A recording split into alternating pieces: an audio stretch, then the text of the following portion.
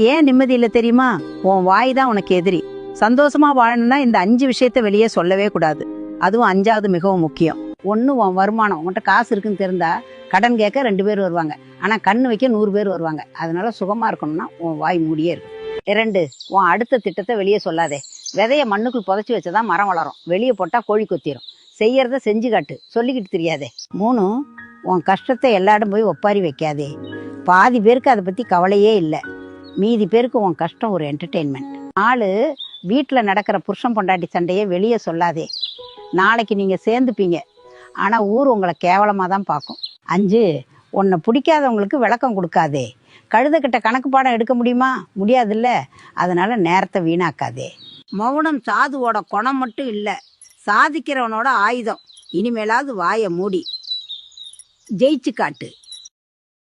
Download ShareChat.